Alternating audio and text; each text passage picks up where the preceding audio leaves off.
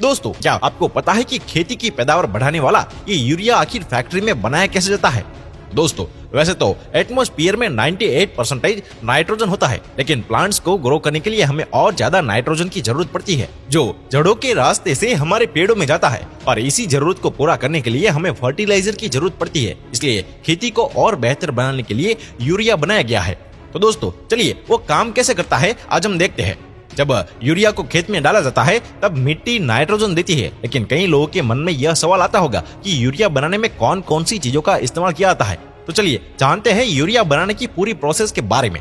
दोस्तों, इस प्रोसेस में सबसे पहले यूरिया बनाने के लिए नाइट्रोजन गैस होती है। उसे लिक्विड या सॉलिड में कन्वर्ट करने के लिए एक कॉम्प्लेक्स प्रोसेस से गुजरना पड़ता है, जिसके लिए बहुत बड़ी बड़ी फैक्ट्रीज लगाई जाती है। और फैक्ट्रीज में यूरिया बनाने का काम 3 स्टेज में पूरा होता है। तो सबसे पहले स्टेज में लिक्विड यूरिया तैयार किया जाता है। तो जैसा कि हमने आपको बताया कि यूरिया के अंदर नाइट्रोजन गैस होता है और उस नाइट्रोजन गैस को एटमॉस्फेयर से जमीन के अंदर की नेचुरल गैस से निकाला जाता है।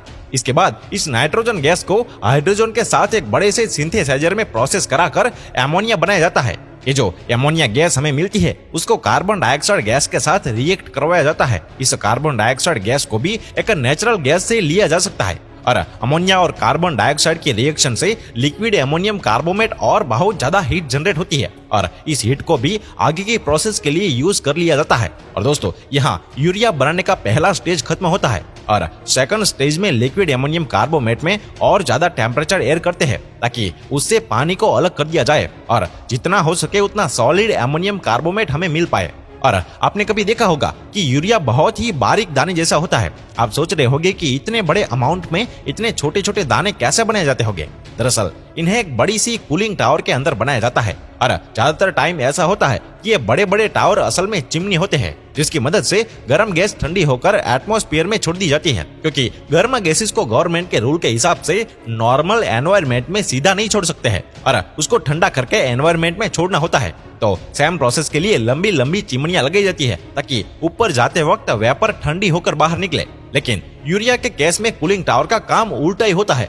इसमें ऊपर से एमोनियम कार्बोमेट स्प्रे किया जाता है और नीचे से ठंडी हवाएं पास की जाती है और जब दोनों आपस में मिलते हैं तो एमोनियम कार्बोमेट क्रिस्टल हो जाता है और उसके छोटे छोटे मोती जैसे बॉल तैयार हो जाते हैं और टावर के नीचे से कलेक्ट कर लिया जाता है। अब एक बड़े से प्लेट की सहायता से इन सारे बॉल्स को इकट्ठा कर लिया जाता है और एक कन्वेयर के ऊपर से पास किया जाता है। इसके बाद इस यूरिया का कॉमर्शियल यूज ना हो पाए, इसी वजह से उसके ऊपर नीम का स्प्रे किया जाता है। तो इससे 2 फायदे होते हैं। एक तो नीम के स्प्रे के बाद यूरिया को दूसरी किसी प्रोसेस में यूज नहीं कर सकते हैं और दूसरा कि नीम अगर जमीन के अंदर जाता है तो जो भी खतरनाक कीट होते हैं जो प्लांट को खराब कर सकते हैं वो प्लांट के पास आते नहीं है। इसकी वजह से यूरिया के दाने पर नीम का स्प्रे कर दिया जाता है और फिर 5 केजी का वजन करके यूरिया को पैक करके मार्केट में पहुंचाया जाता है।